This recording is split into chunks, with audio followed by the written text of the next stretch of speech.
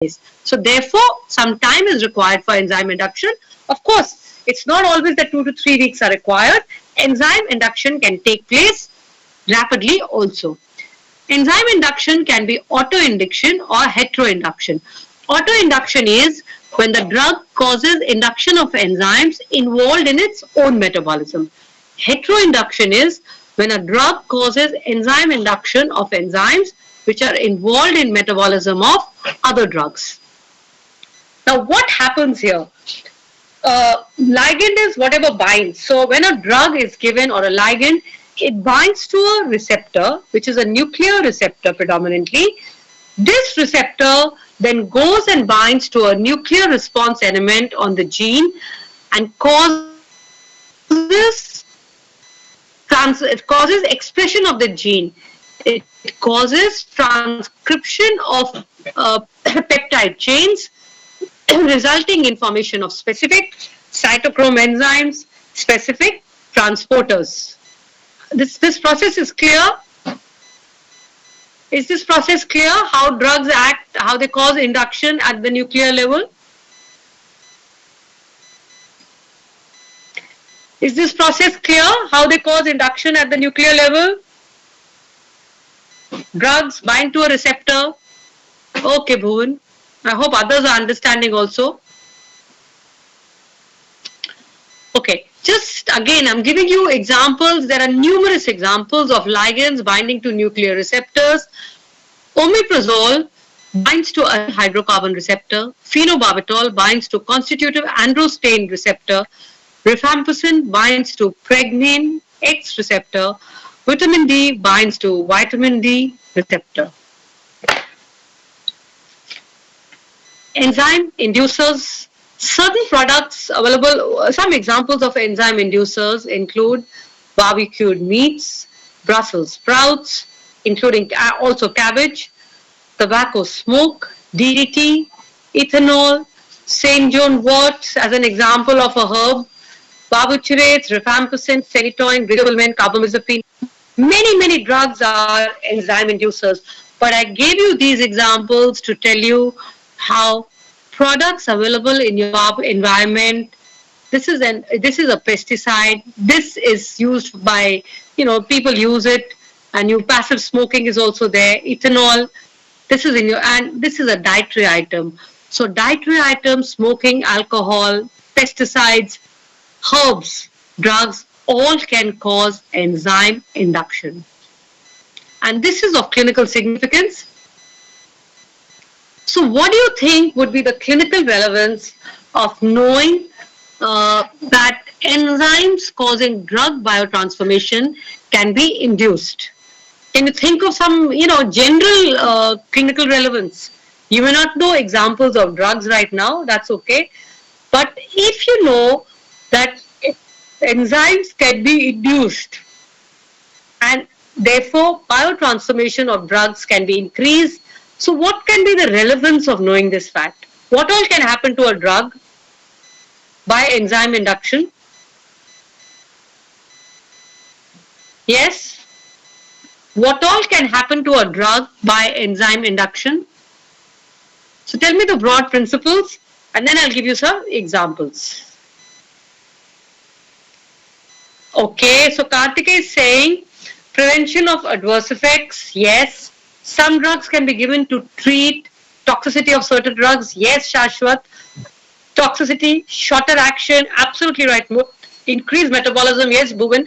And increased metabolism can result in increased excretion, as Bhuvan said, shorter duration of action. It can, but if the drug is following active metabolites, then enzyme induction can do what? If active metabolites are being formed, what will enzyme induction do? Toxicity as well as what about action?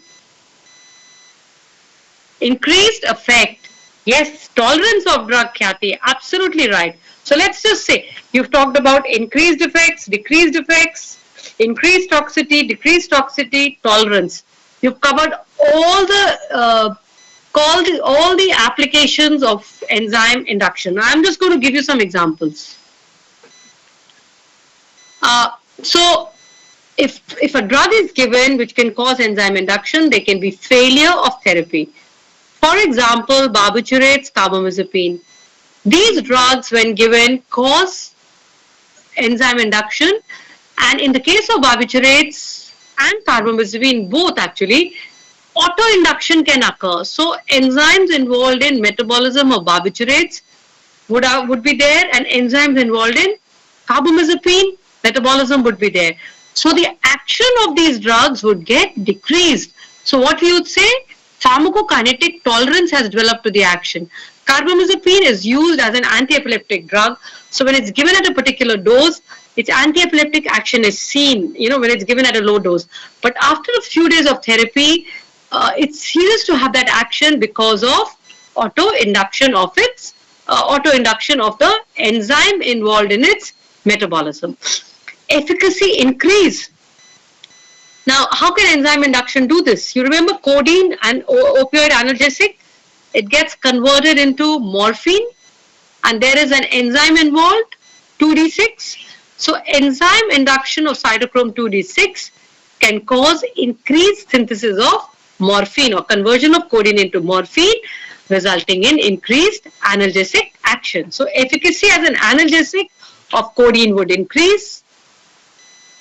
Toxicity. Paracetamol is metabolized by conjugation, glucuronide conjugation, but the minor pathway is by the cytochrome mixed function oxidases, and enzyme induction of the cytochrome enzymes can result in formation of reactive moieties, that is epoxides, which result in hepatotoxicity. So hepatotoxicity due to paracetamol, in paracetamol overdoses, or in a situation when enzyme induction has taken place, paracetamol toxicity due to excessive generation of epoxides through the minor pathway can occur.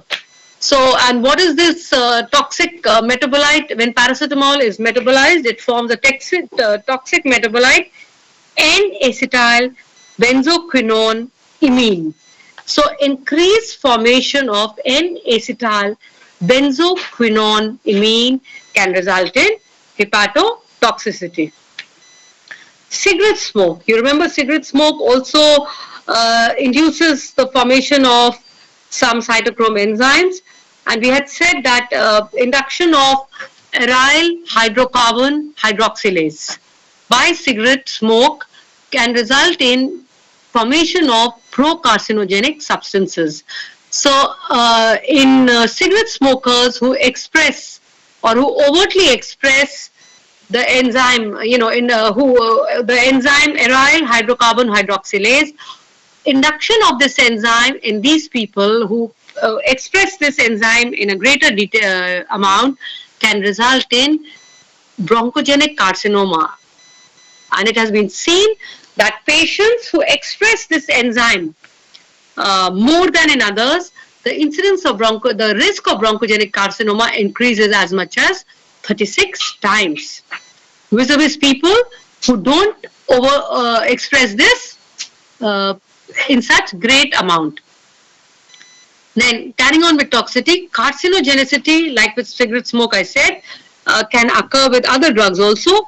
Omeprazole causes enzyme induction, which is involved in converting pro-carcinogenic substances into carcinogenic substances. And omeprazole is a commonly used drug for gastric acidity, peptic ulcer. It is a proton pump inhibitor, and long-term use can be associated with this problem. So enzyme induction can affect therapy, can cause toxicity, can cause cancers, can cause tolerance to the drug effects. Then drug-drug interaction can occur. Some examples. Rifampicin is an antitubercular drug, and all of you know, I'm sure, what oral contraceptives are. They are hormonal pills. Now, oral contraceptives normally undergo conjugation in the body. They go sulfate conjugation, and then are excreted. They're excreted in the feces. They also undergo hydrolysis by bacterial and intestinal enzymes, they are deconjugated, and the free form of the hormone enters the enterohepatic circulation and is reused. So oral contraceptives normally undergo conjugation, excreted in the large bowel. There, some of it may undergo deconjugation by intestinal bacterial hydrolysis, get reabsorbed into the enterohepatic circulation and is used. Now, rifampicin is an anti-tubercular drug. If a patient is taking oral contraceptives and is receiving rifampicin, rifampicin being an enzyme inducer may induce the enzymes involved in its conjugation. So, increased conjugation and excretion of oral contraceptives may take place. So, what will happen? If a female is on rifampicin and oral contraceptives, what can happen to concentrations of oral contraceptives? Yes? What can happen to concentrations of oral contraceptives?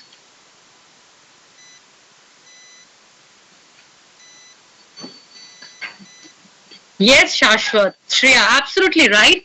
The action of oral contraceptives would decrease. Yes, Akshara. And what will that result in? Decrease in hormones, decrease. Yes, Kshitij, Kathy. So what can that result in? So decreased contraceptive action can result in? Yes, excellent, Gautam. Oral contraceptive failure. So if a patient is on anti-tubercular therapy, of which rifampicin is a very important drug, and oral contraceptives, then you advise the woman to take, to adopt barrier contraceptive methods in addition to oral contraception. Okay, another example, phenobarbiturate and warfarin. Warfarin is used as an anticoagulant, oral anticoagulant drug, and it is used where you want to decrease thrombus formation in patients.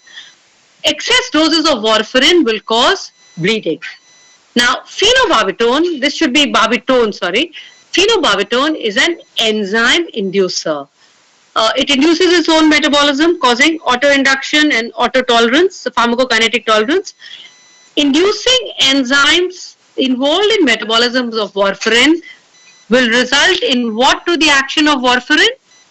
Phenobarbital, if it induces enzymes involved in warfarin metabolism, what will it cause? Yes, what will it result in? Action of warfarin. I said warfarin is needed as an anticoagulant to prevent clot formation. So if phenobarbital is given, what will happen to the action of warfarin? Yes, reduce warfarin effect, Kathy. Bleeding problems. Thrombus formation. Excellent. Decrease in action and clot formation could occur.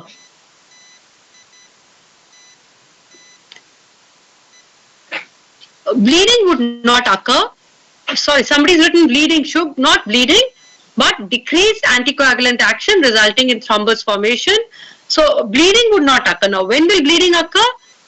If in this patient phenobarbital is stopped suddenly, then what will happen to the action of warfarin? If in this patient phenobarbital is stopped suddenly, what will happen to the action of warfarin? Increase bleeding problems. Absolutely right, Shubh. So this is just to show you how drug interactions can occur because of enzyme induction. Now, some more therapeutic applications of enzyme induction in newborns. You all know of neonatal jaundice, kernicterus? Yes? You know kernicterus? Neonatal jaundice, you've covered this in biochemistry? Okay. Why does this happen? Why does a newborn have neonatal jaundice, kernicterus? What is the reason? Come on, you tell me quickly. So bilirubin crosses the blood-brain barrier. Yes, Kshitij. Deposition of bilirubin in the brain, liver not fully developed, immature liver, highly increased, absolutely right, and less developed blood-brain barrier. All of you are absolutely right, and superior So what happens is in children, in newborns, liver is immature. The enzyme involved in conjugation of bilirubin to bilirubin glucuronide is not there, UDP glucuronyl transferase. The mechanism is not developed. So unconjugated bilirubin crosses the blood-brain barrier and causes kernicterus. Now, this can be serious, and to treat this, phenobarbital is given to the newborn, and phenobarbital causes enzyme induction. It causes synthesis of the enzyme glucuronyl transferase, resulting in increased conjugation of bilirubin, making it polar, lipid insoluble, and hence it can be excreted in the feces. That's an example of enzyme induction put to therapeutic use. Another example I want to tell you is in well, it's not really of enzyme induction. It's about how certain drugs, well, okay, it's about indirectly enzyme induction. You know peroxisome proliferator activated receptor, PPAR? PPAR is involved in, it's another receptor. It has 3 segments, alpha, beta, gamma. It is involved induction of this this receptor binds to nuclear response elements and causes expression of genes involved in synthesis of GLUT receptors, okay, which increases transfer of glucose across muscles, increases transfer of fats across cells. So, in diabetes mellitus, there is a group of drugs known as thiazolidine diode derivatives like pioglitazone, which are given. They bind to this PPAR receptor and cause synthesis of GLUT receptors.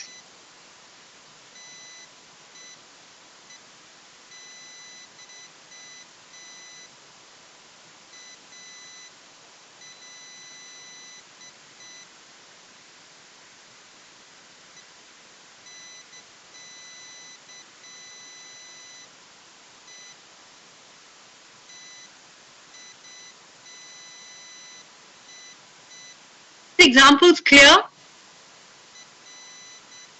How drugs are binding to the receptor, causing enzyme induction, and are used for a particular therapeutic use.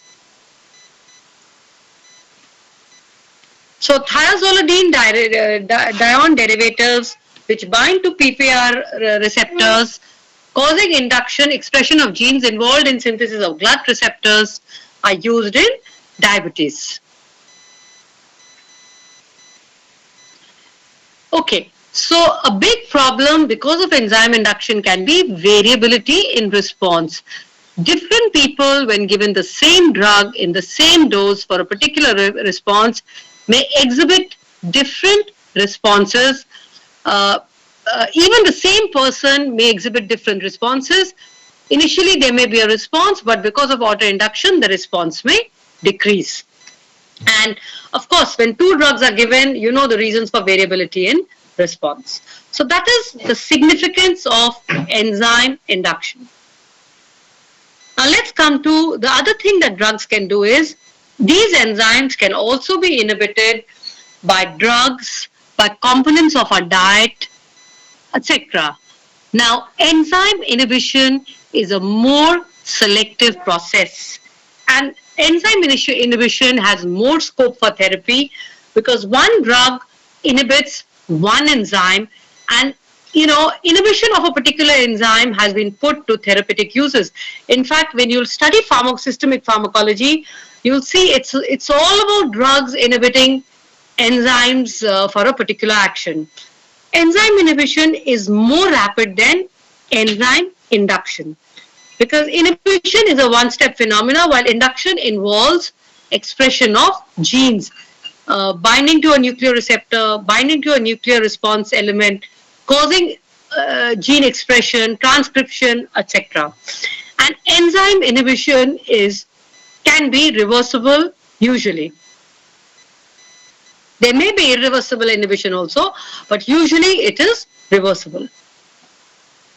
So, something more about enzyme induction.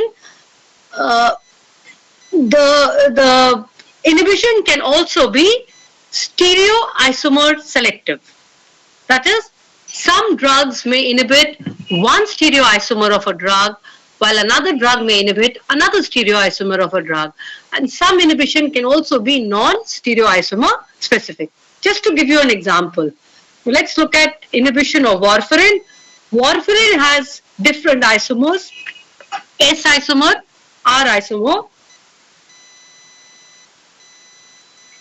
S isomer is inhibited by metronidazole. R isomer is inhibited by omeprazole, and non-selective inhibition of both the isomers is there by amiodarone. Okay, just to give you one example. Now, some clinical applications of enzyme inhibition. Acetazolamide is a carbonic anhydrase inhibitor. It is used in glaucoma because of this. Allopurinol inhibits xanthine oxidase. It is used in gout. Benserazide inhibits dopa decarboxylase. It is given along with L-dopa in treatment of Parkinson's. Enalapril inhibits angiotensin converting enzyme after getting converted into enalaprillate, and it is used for treatment of many cardiovascular conditions like hypertension, congestive heart failure, etc. NSAIDs, non-steroidal anti-inflammatory drugs, inhibit the enzyme cyclooxygenase, and they are used for treatment of inflammation because of this action. Disulfiram inhibits aldehyde dehydrogenase, and it's used for treatment of alcohol de-addiction because of this action. Can I go ahead? Can I go ahead, please? Yes? Thank you, Bhuvan, Akshara. Okay, continuing with enzyme inhibition, there can be drug-drug interactions, like more than one drug can be acted, one enzyme. Okay, now let me show you some examples of drug-drug interaction. Ketoconazole inhibits the enzyme involved in metabolism of terfenadine. Ketoconazole is an antifungal drug. Terfenadine is an second-generation antihistamine drug. Now, when the metabolism of terfenadine is decreased, the toxicity of terfenadine increases. Terfenadine can cause prolongation of the QT interval